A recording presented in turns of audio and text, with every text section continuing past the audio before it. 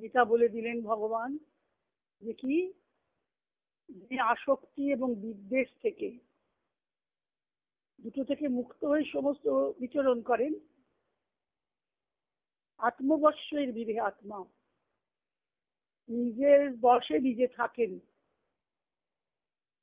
নিজের আত্মাকে যিনি বশীভূত করতে পেরেছেন, আত্মবশই বিধে আত্মা, যার আত্মা সুস্থির, স্থিতপ্রজ্ঞের লক্ষ্যে বলছেন তো, সেই প্রসন্নতা পান, প্রসাদম অধিগচ্ছতি।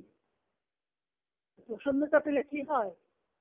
প্রসাদে সর্বদুঃখানাং হানিরস্য প্রজায়তে প্রসন্ন চেতস ধ্যাসু বুদ্ধি পরিদেবতিষ্ঠতে। যার প্রসন্নতা আছে তার বুদ্ধি স্থির আছে। প্রসাদে সর্বদুঃখানাং, প্রসন্নতা থাকলে দুঃখ তখন আসে না। দুঃখ কি আসবে না? আসবে। দুঃখ আসলে আসবে, সুখ আসলেও আসবে। এটা শ্রী অরবিন্দ বলছেন, যে মাও বলছেন, এটা থাকলে কি, ওটা না থাকলে কি, একটা নিরাশক্তির ভাব। এটা আমার আছে, যদি আমার না থাকে কি হবে? থাকলেও যা, না থাকলেও যা। এইটা হচ্ছে নিরাশক্তির অবস্থা। কিছুর জন্য আস্পৃহা, চূড়ান্ত আকাঙ্ক্ষা করার দরকার নেই। মা তাই বারবার বলছেন যে আমরা দেখবো একটু মা গ্রন্থের আগে মায়ের ধ্যান প্রার্থনা থেকে পড়ে, দুর্গা পুজোতে আসছে, মাকে একটু স্মরণ করতে হবে।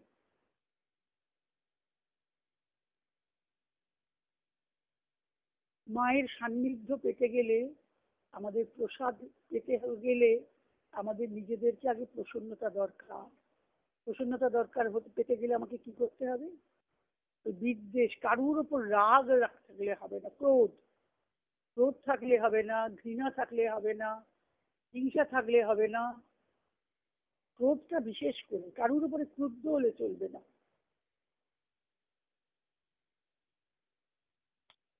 আজকে আমার বাড়িতে সেই ফ্রিজের লোক এসছে, তার সঙ্গে আমি কথা বলছি, নিজে কিন্তু আমি জানি আমি রাখছি না, জোরে জোরে কথা বলছি। আমাকে এদের কাছে প্রতিষ্ঠা করতেই হবে যে ফ্রিজটা খারাপ। আমাকে বোকার মতো বোঝাচ্ছে, আমি জোরে বলছি। বলছে আপনি মাথা ঠান্ডা করে কথা বলুন, নাহলে আমার মাথা খুব ঠান্ডা আছে।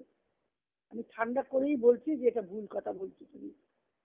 তাকে ভুল প্রতিপন্ন না করা পর্যন্ত আমার, তারপর তাকে আমি সই দিলাম না, চলে গেল। বোকার মতো কথা বলছে। যাই হোক, নিজেকে সচেতন ছিলাম আমি, যে আমি কিন্তু ওর ওপর রাগ করছি না, খারাপ কথা বলছি না। ক্রোধ যেন না আমাকে আক্রমণ করে।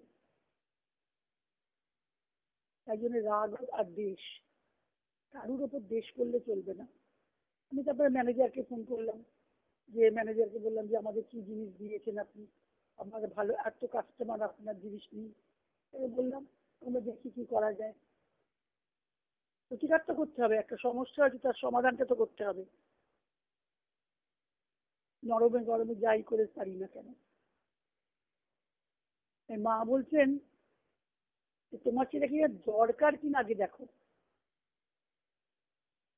জিনিসটা তোমার একটা বস্তু তুমি চাইছো, কিনতে চাইছো বা পেতে চাইছো, সেটা তোমার দরকার কিনা আগে দেখো। সেটা তুমি বাসনা করে চাইছো না দরকার চাইছো, এইটা কিন্তু আমাদের বিচার করতে হবে।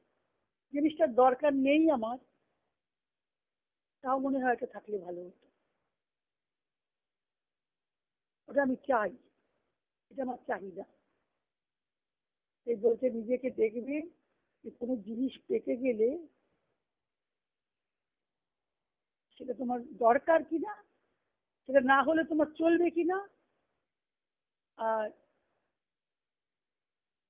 একান্ত দরকার হলে তুমি সেটা পাবে। মা এটা জোর দিয়ে বলছেন, তোমার যদি দরকার হয়, তুমি যদি চিন্তা করো তোমার দরকার, তখন তোমার সেটা জিনিসটা কিন্তু আবারও যদি ঠিক ঠিক হয় তুমি পাবে। যে কোনো প্রকারেই তোমার সেটা তোমার কাছে আসবে, উপস্থিত হবে।